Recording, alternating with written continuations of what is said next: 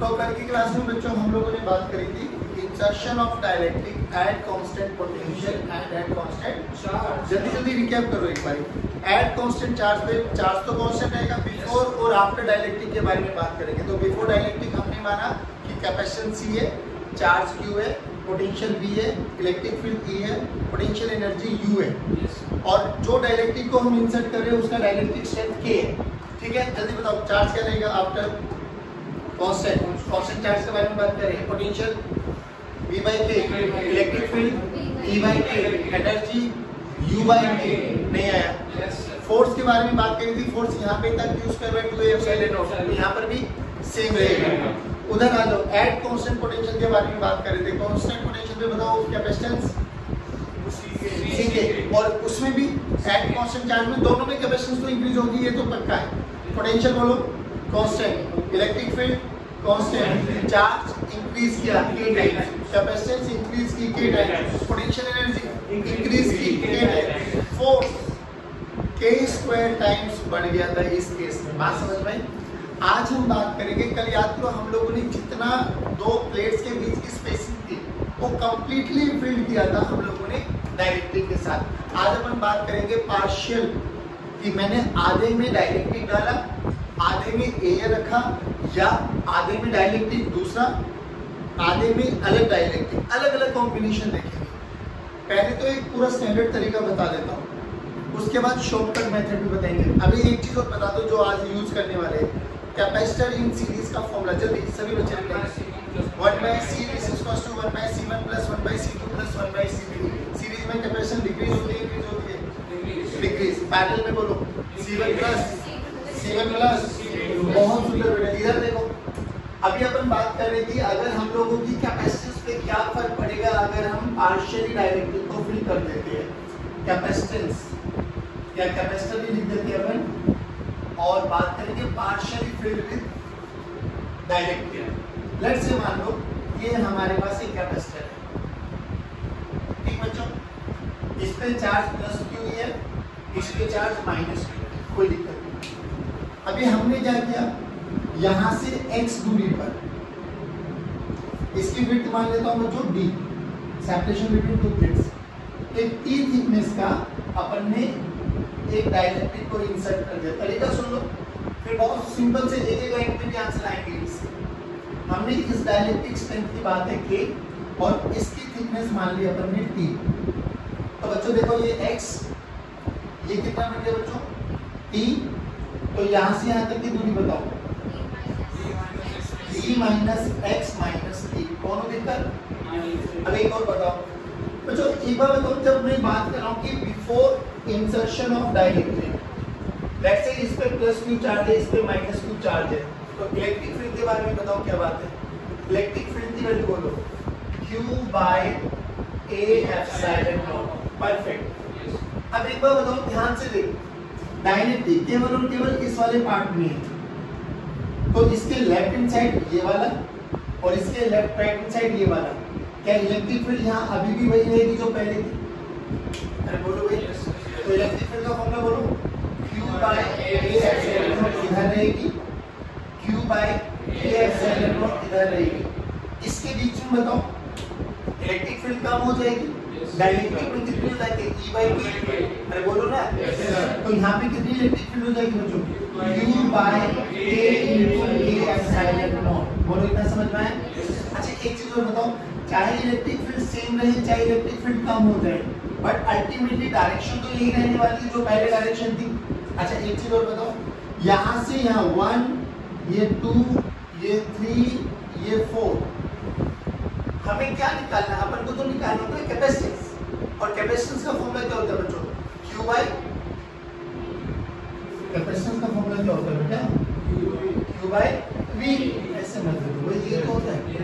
एक चीज और बताओ, सोच, यहाँ से यहाँ along the direction of electric field जा रहे हो, पोटेंशियल डिफरेंस कितना है? इस वाली प्लेट का और इस वाली प्लेट का चाहिए ना मुझे, तो बेसिकली मुझे V1 माइनस V4 चाहिए, लेकिन मुझे यहाँ से यहाँ तक जाना है, तो यहाँ से 1 से 2 पे चलूंगा, 2 से 3 पे चलूंगा, और 3 से 4 पे चलूंगा। तो मैं किस डायरेक्शन में जा रहा हूँ? Along the direction of electric field. अगर मैं along the direction of electric field जा रहा हूँ तो पोटेंशियल कम होगा ज्यादा होगा?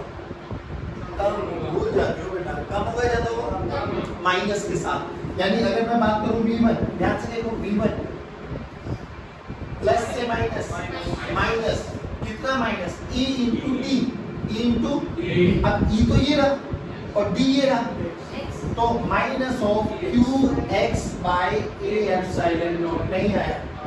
फिर यहाँ से यहाँ चले, अभी भी along the direction of electric field जा रहे हो, लेकिन अभी भी डिक्रीज होगा, तो माइनस का साइन कितना E इंटू डी, अब E ये रहा और D ये रहा, तो बोलो यहाँ पे क्या गया Q इंटू टी बाई के ए एप्सिलॉन नॉट नहीं आया बच्चों। यहाँ से यहाँ चलो, अभी भी along the direction of electric field जा रहे हो, पोटेंशियल अभी भी कम होने वाला है, तो माइनस बोलो कितना Q A by epsilon naught, Q by A epsilon naught into D की वैल्यू अभी हो जाएगी D minus x minus t। कहाँ पहुंचे बच्चों, चलो V1 माइनस V4 देखो, उधर लेके चले जाओ, सारे के सारे प्लस हो जाएगा Q x by A epsilon naught minus Q2 QT by K A epsilon naught. अब इसको सोल्व करो बच्चों, हाँ प्लस हो जाएगा, बिल्कुल हो जाएगा बच्चों, ऐसा भी कर लो Q D by A epsilon naught minus Q X by A epsilon naught minus Q T by A epsilon naught. वो तो उधर लेके गए ना, ये वाला साइन तो माइनस का होगा बस। अब इधर देखो ये वाली चीजें कैंसिल आउट होती हुई दिखाई दे रही है, मैंने नहीं इसमें के है, हाँ कॉमन लेके बात कर लेंगे V1 माइनस इधर देखो, अगर यहाँ से Q A epsilon not common लूं, Q A epsilon not common लूं, इस वाली टर्म में से और इस वाली टर्म में से देखो, तो क्या बचा बच्चों Q by A epsilon not common ले लिया, यहाँ पे क्या बचा बच्चों P बाई K और वहाँ पे क्या बचा बच्चों माइनस T, सही है। इधर देखो A बचा एक term Q D by A epsilon not, क्या मैं सब में से Q by A epsilon not common लेके आ सकता हूँ, तो देखो V1 माइनस V4 कितना बना बच्चों Q by A epsilon not मैंने कॉमन ले लिया, D minus T plus T by K, ये मेरा पोटेंशियल डिफरेंस है। पहले ये बताओ क्या पोटेंशियल डिफरेंस इस x पे डिपेंड कर रहा है, देख कहीं पे भी x है, यानी इस डाइलेक्ट्रिक स्लैब को मैं यहाँ पे रखूँ, यहाँ पे रखूँ, यहाँ पे रखूँ, यहाँ पे रखूँ, पोटेंशियल डिफरेंस में कोई फर्क पड़ने वाला नहीं। This is very very important, क्योंकि अब मैं क्या करूँगा, जैसे मैंने अभी तो आपको ये प्रूव करने के लिए रख दिया कि x को कहीं पे भी रख सकते हो, आपको कोई फर्क पड़ने वाला। अगले केस में क्या करेंगे, इसको ना बिल्कुल इस वाली प्लेट के साथ सटा के रख देंगे। अब क्या हो जाएगा, ये देखिए जो हमने गंदा गंदा सा डिस्टेंस माना है, अब फिर क्या हो जाएगा सिंपल, ये t हो जाएगा और दूसरा d माइनस खत्म, नहीं आया। अब देखो ये आ गया हमारे पास पोटेंशियल डिफरेंस, हमें तो कैपेसिटेंस निकालनी है, तो बोलो c का फॉर्मूला q बाई रख दो बच्चों, c का फॉर्मूला है q बाई v, q तो q रहने दो, v की वैल्यू ये रख दो, तो q by a epsilon not d minus t plus p by k। ध्यान से देखो q ने q को मारा, वेरी गुड, तो a epsilon not by d minus t plus p by k। याद करो कल जब हम लोगों ने पूरे में डाइलेक्ट्रिक स्लैब को इंसर्ट किया था तो कैपेसिटेंस कितना हो गया था k टाइम्स। मान लो इसी में अगर मैं सेम थिकनेस की एक डाइलेक्ट्रिक स्लैब को इंसर्ट कर दूं बच्चों, तो इसका इनिशियल कैपेसिटेंस अगर मैं मान के चलूं c इनिशियल c है, तो c फाइनल कितना हो गया था बच्चों kc। अरे बोलो भाई, अब सिंपल सी बात बताओ, अगर यहाँ पर जो ये डाइलेक्ट्रिक स्लैब है जिसकी थिकनेस मैंने t मानी है, सोच के साथ इस t की वैल्यू को t पुट कर दूं, तो क्या कैपेसिटेंस c के आना चाहिए? अरे बोलो भाई, पुट कर यहाँ पे t की वैल्यू को t पुट करो, तो d माइनस d 0, तो d बाई k ऊपर चला गया, epsilon naught a by d, यही तो c होता है, नहीं आया। तो जनरली देखो ये तो मैंने एक डाइलेक्ट्रिक डाली है बच्चों, अब क्या ऐसी ऐसी n डाइलेक्ट्रिक्स हो सकती है भाई, मैं कैसे कितनी भी डाइलेक्ट्रिक डालूं, k1 की एक डाइलेक्ट्रिक डालते, k2 की एक डाइलेक्ट्रिक डालते जिसकी थिकनेस एक t1 है, एक t2 है, एक t3 है, तो जनरल फॉर्मूला देखो क्या आएगा, जनरल फॉर्मूला यहाँ से, जनरल फॉर्मूला देखो a epsilon not upon g, ये तीन पैरामीटर्स तो सेम भाई, एरिया ऑफ प्लेट क्या है, मीडियम क्या है, और उन दोनों के बीच का सेपरेशन क्या है। मैंने यहाँ पे डी माना, आप कुछ भी मान सकते हैं। दोबारा देखो, यहाँ पे देखो, minus of summation of T I, जितनी भी डाइलेक्ट्रिक डाले सबकी थिकनेस को ऐड कर दो भाई, T1 T2 T3 नहीं आया, plus summation of Ti by Ki, where I की वैल्यू 1 2 and और I की वैल्यू 1 2। पहले बताओ ये जनरल फॉर्मूला है नहीं है। सोच मैं दो डाल दूं यहाँ पर, एक K1 T1 K2 T2, तो फॉर्मूला क्या बन जाएगा, A epsilon not T minus T1 plus T2 plus T1 by K1 plus T2 by, नहीं आया समझ, ये जनरल फॉर्म है। तो रियलिटी में अगर आप पार्शियली ऐड करते हो, मैं ये कह रहा हूँ यहाँ से यहाँ तक का तरीका, बस ये वाला तरीका याद करना है कि जहाँ जहाँ डाइलेक्ट्रिक डला वहाँ वहाँ इलेक्ट्रिक फील्ड घटा, जहाँ जहाँ वैक्यूम या एयर रहा वहाँ वहाँ इलेक्ट्रिक फील्ड सेम रहा। If you are moving along the direction of electric field तो पोटेंशियल कम होता चला जाएगा। We have to write minus E into D, D कोई भी सेपरेशन हो सकता है। If you are moving opposite to the direction of electric field तो पोटेंशियल इंक्रीज होगा, यानी we have to write plus E into D। बात समझ में आ गई बच्चे, ध्यान से देखो। अब अपन बात करेंगे इसका शॉर्टकट मेथड, बहुत सिंपल सा तरीका देख ध्यान से। एक बात बताओ, इसको करने के लिए दो तरीके बता दूंगा आपको। एक तो वही, ये मान लो x दूरी पर ही हम लोगों ने डाइलेक्ट्रिक को इंसर्ट कर दिया, जिसकी खुद की थिकनेस कितनी है t, और ये वाला डिस्टेंस कितना बना बच्चों, d minus x minus t। चलिए अब एक बार बताओ बच्चों, भाई हमें जो इक्विवेलेंट कैपेसिटेंस निकालनी है वो इनके बीच में निकालनी है। This is point A and this is point. ध्यान से देखो कि इसमें ना तीन कैपेसिटर दिखाई देंगे आपको, एक ये वाला कैपेसिटर, एक ये वाला कैपेसिटर और एक ये वाला कैपेसिटर। तो रियलिटी में देखो क्या कॉम्बिनेशन दिखाई देगा, एक ये कैपेसिटर, एक ये कैपेसिटर और एक ये कैपेसिटर, तीनों बोलो सीरीज पैरेलल। लेकिन अब इक्विवेलेंट कैपेसिटेंस निकालने से पहले मुझे C1 C2 C3 की वैल्यू पता होनी चाहिए। चलो पहली बात तो ये कि मैं इसको ऐसे भी सोल्व कर सकता हूँ। अब सोल्व करने का तरीका बोल, C1 C2 C3 है तो 1/C इक्विवेलेंट का फॉर्मूला जल्दी बोलो, 1/C1 प्लस 1/C2 प्लस 1/, और C का फॉर्मूला बोलो general, epsilon naught A by D, epsilon naught A by D। तो यहीं पे बताओ जल्दी जल्दी, यहाँ पर epsilon naught A by D, D की वैल्यू x, यहाँ पे बोलो एप्सिलॉन नॉट A by, नहीं आया, लेकिन इसका डाइलेक्ट्रिक स्ट्रेंथ भी है K, तो K भी ऐड करेंगे, बोलो नहीं है। यहाँ पे बोलो epsilon naught A by D minus x minus t, यहाँ पे वैल्यू रखो।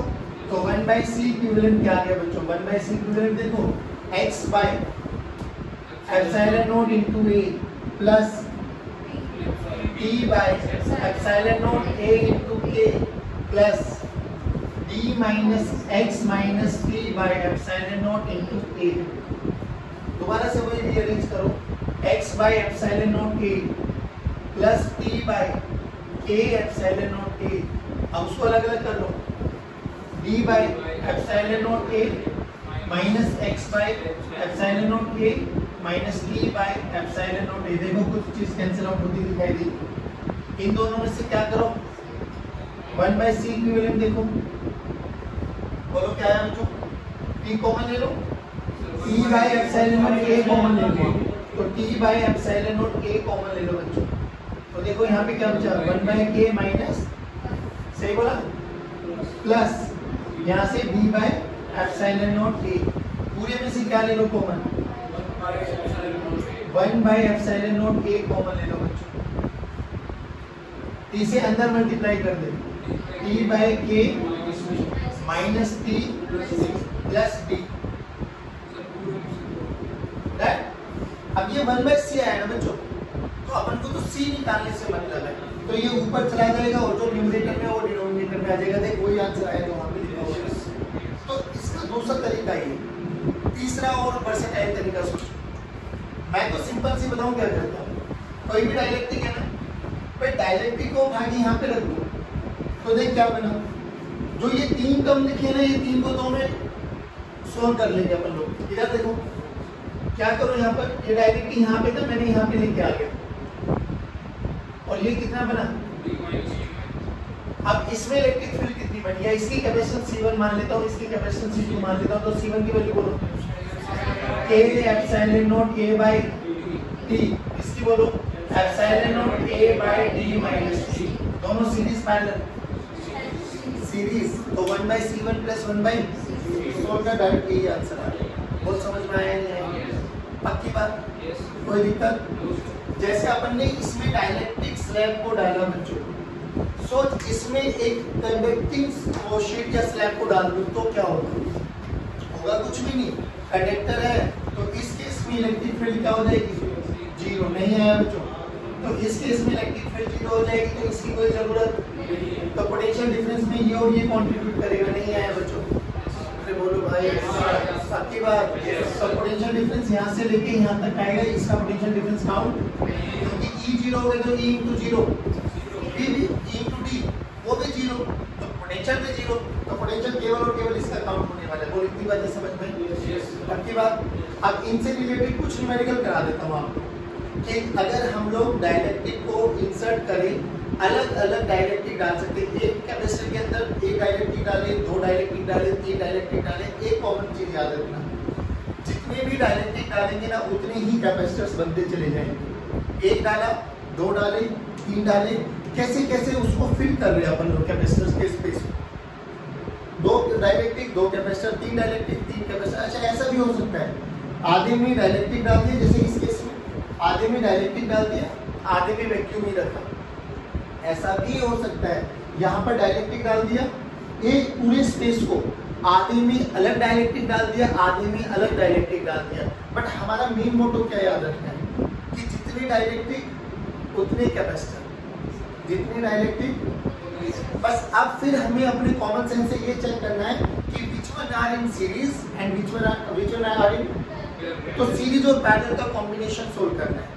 अगर डाइलेक्ट्रिक होगा तो कैपेसिटेंस का फॉर्मूला क्या याद रखना है, K epsilon naught A by D, D क्या है, उनकी दो प्लेट्स के बीच का सेपरेशन, A क्या है, एरिया ऑफ प्लेट। कई केसेस में आपका एरिया सेम होगा, सेपरेशन को कम कर देंगे, कई केसेस में एरिया को डिवाइड कर देंगे, सेपरेशन सेम रखेंगे। तो आपको बस ध्यान क्या रखना है, एक तो K का याद रखना है, एक एरिया और एक उनके बीच का सेपरेशन। अभी न्यूमेरिकल्स करेंगे तो you come to know slowly कि हमें ऐसे कैपेसिटेंस बना, बात समझ में आ रही है बच्चों। चलिए बच्चों अब देखो, अब उसी वाले केस को लेके चलते हैं एक बार, मान लीजिए वही कैपेसिटर, ठीक, और इस कैपेसिटर में अगर हम बात करें, ये हमने वही डाइलेक्ट्रिक डाला x दूरी पर, ये x, ये t और ये d minus x minus t, चल टोटल सेपरेशन d। हमसे बोला गया plot a variation of E versus x, E बोले तो इलेक्ट्रिक फील्ड और किसके रेस्पेक्ट में x, x का कॉमन डिस्टेंस अभी मैं बताता हूँ। मान लो अगर मेरे से बोला जाए plot a graph of E versus x, E और ये x कोई भी जनरल डिस्टेंस है, लेकिन यहाँ से स्टार्ट कर, यहाँ से यहाँ तक x की वैल्यू x है, ठीक, यहाँ से यहाँ तक ये वैल्यू कितनी हो गई, x प्लस t, सही, और यहाँ से यहाँ तक तो टोटल डिस्टेंस, तो ये आ गया d। पहले ये बताओ, ये समझ में आया क्या, डन। अभी एक बात और बताओ, इन तीनों कैपेसिटर में इलेक्ट्रिक फील्ड कितनी थी, यहाँ पर बोलो Q by A epsilon naught, यहाँ पे बोलो यहाँ पे बोलो, यानी अगर यहाँ पर इलेक्ट्रिक फील्ड E है, यहाँ पर इलेक्ट्रिक फील्ड E है, तो यहाँ पर पहले अब एक बार बताओ मुझे, यहाँ से यहाँ क्या इलेक्ट्रिक फील्ड कांस्टेंट है, क्या यहाँ से यहाँ भी कांस्टेंट है, क्या यहाँ से यहाँ भी कांस्टेंट है, बट कम है, तो इलेक्ट्रिक फील्ड का ग्राफ बहुत सिंपल सा ग्राफ बना,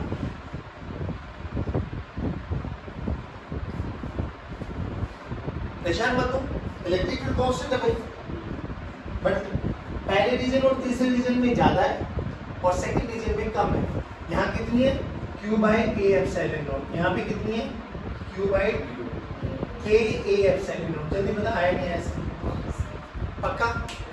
अब अगर मेरे से पूछा जाए v और x के बीच का ग्राफ बनाओ, अगर कोई मेरे से पूछे v और x के बीच का ग्राफ बनाओ, तो अब मुझे एक बात बताओ, is there any relation between E and B?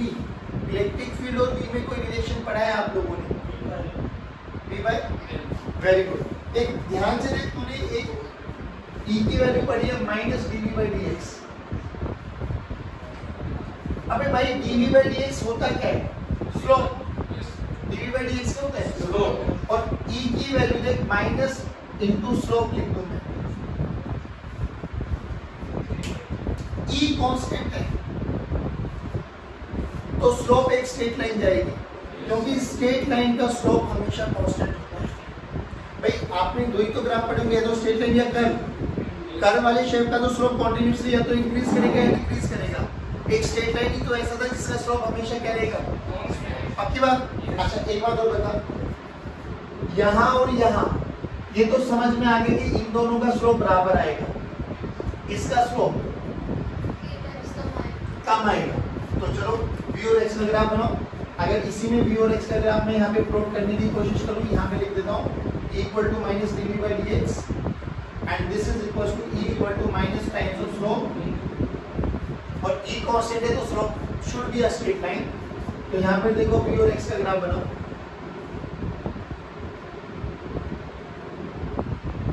v और x का ग्राफ, चलो बच्चों पहले बताओ, स्ट्रेट लाइन है, नेगेटिव स्लोप है, तो एंगल एक्यूट बनेगा या ऑब्ट्यूज? स्लोप भूल गए?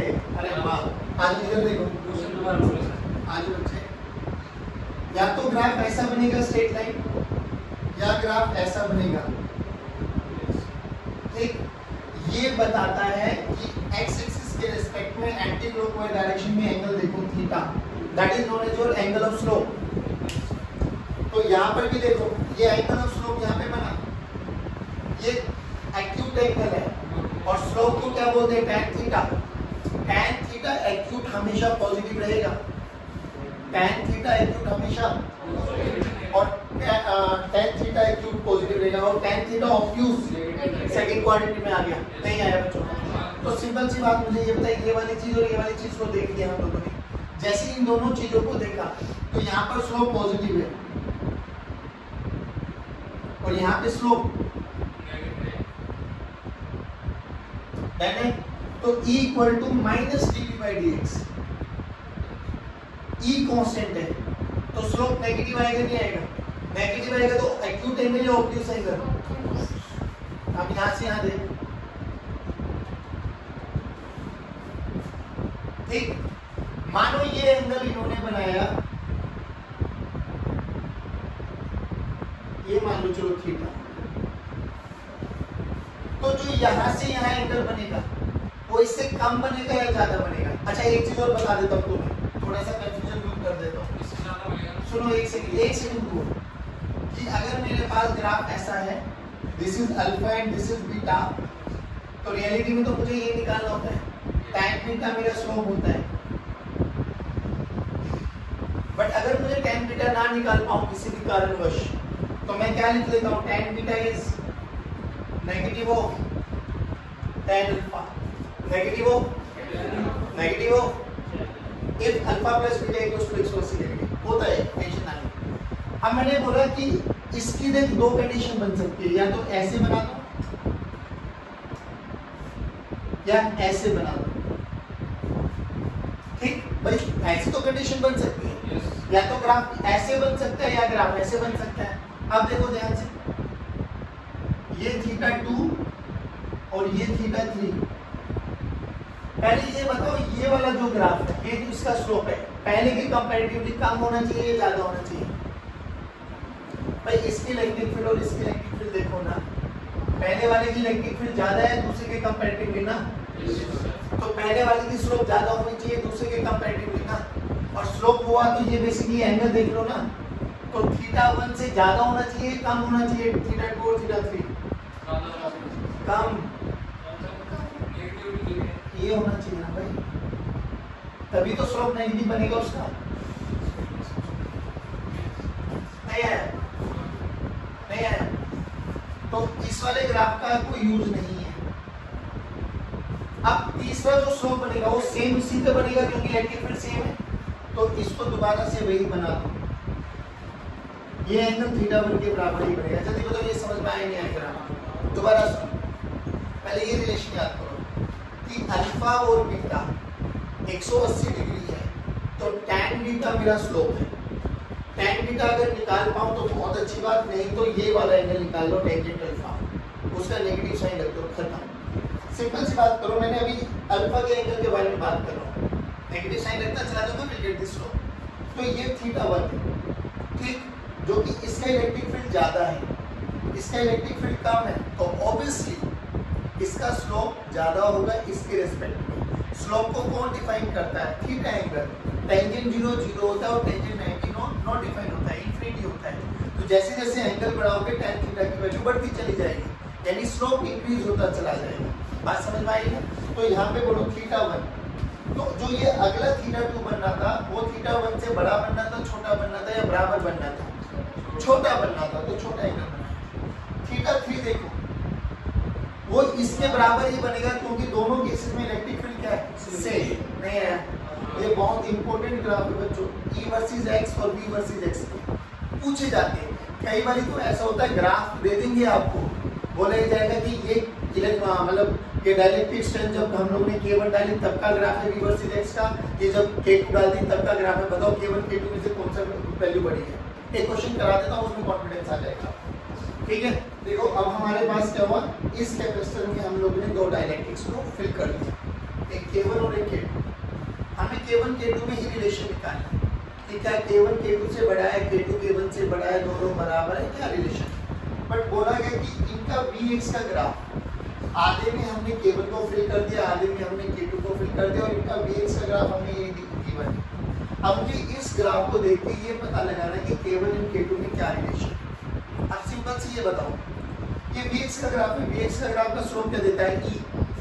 ध्यान से देखो कौन से केस में E बड़ा है, पहले वाले। अच्छा इसको मैं 1 डाल देता हूँ, इसको मैं 2 डाल देता हूँ, जल्दी बताओ 1 में या 2 में? अगर इलेक्ट्रिक फील्ड 1 में बड़ा है, इलेक्ट्रिक फील्ड 2 के कंपैरेटिवली, तो इलेक्ट्रिक फील्ड इसमें होगा क्या? E/K1, E/K2 नहीं आया समझ में? तो भाई इलेक्ट्रिक फील्ड क्या है बेसिकली? E = -dV/dx, यानी इसका स्लोप बड़ा है इसके कंपैरेटिवली। अरे हां ना बोलो। तो इलेक्ट्रिक फील्ड इसमें बड़ा है इसके कंपैरेटिवली, तो K की वैल्यू में क्या बताए?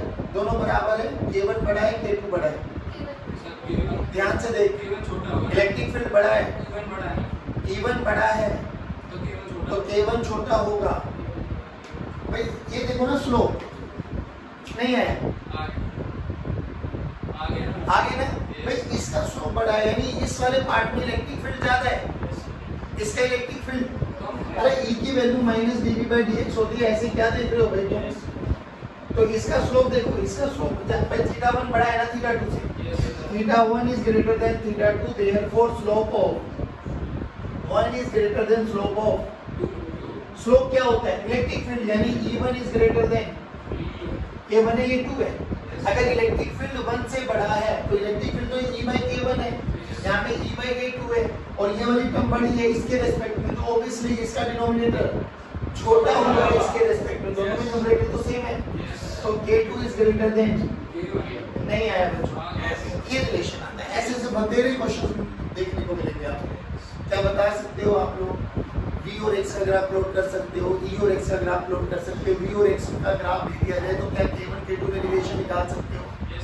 बिल्कुल बेसिक एनालिसिस करना। आओ देखो, ये 3 कैपेसिटर है, मतलब 3 क्वेश्चन है, तीनों में हम लोगों ने डायरेक्ट्रिक्स टाइप को डाला अलग अलग तरीके से। एक बात, इसमें कितने कैपेसिटर? जितने डायरेक्ट्रिक उतने कैपेसिटर, उसमें 2। इसको K1 मान लेता हूँ, एक K2, एक K1 इसमें। अब हमें ना बेसिकली सारा ख्याल किस पे रखना है, सारा मेन फोकस हमें ये हो रहा है कि ठीक है हमें कैपेसिटर तो पता लगे, लेकिन अब ये कैपेसिटर अरेंज कैसे किए, क्या खाली सीरीज में है, क्या खाली पैरेलल में, या सीरीज पैरेलल का कॉम्बिनेशन है, जिसको हम मिक्स कॉम्बिनेशन बोलते हैं। अब देखो, अभी हमसे एक चीज समझने वाले बस, मान लो ये इनका सेपरेशन D था, अब हो सकता है वो अलग अलग सेपरेशन दे दे, हो सकता है क्वेश्चन में ये बोलते कि इक्वी डिस्टेंस है, इक्विडिस्टेंस है तो बोलो ये कितना, d/3। ये बोलो, ये बोलो। सब कैपेसिटर का देखिए, सबका एरिया ऑफ प्लेट यही रहेगा, a इधर आओ। डिस्टेंस अभी भी दोनों के बीच, दोनों प्लेट्स के बीच का सेपरेशन दी है, लेकिन अब क्या हुआ, एरिया डिवाइड हो गया।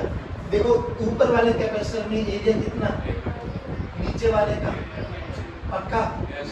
इसमें देख बस ये इन चीजों का ध्यान रखना, बाकी तो सब बहुत बेसिक है।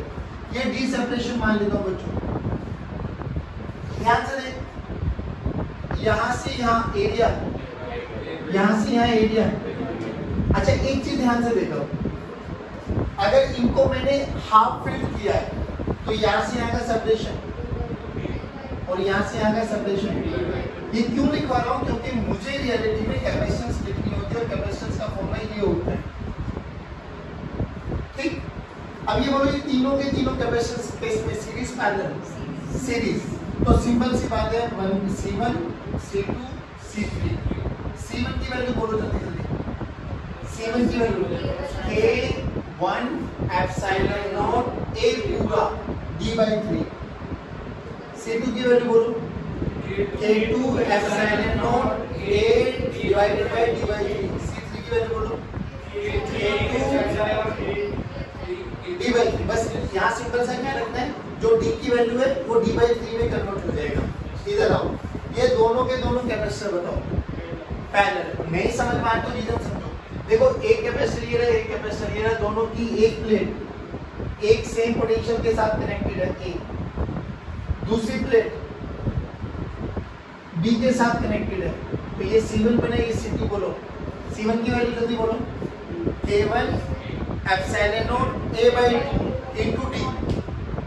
C2 की वैल्यू बोलो K2 epsilon naught into A/2 into d। नहीं आया बच्चों, पक्का।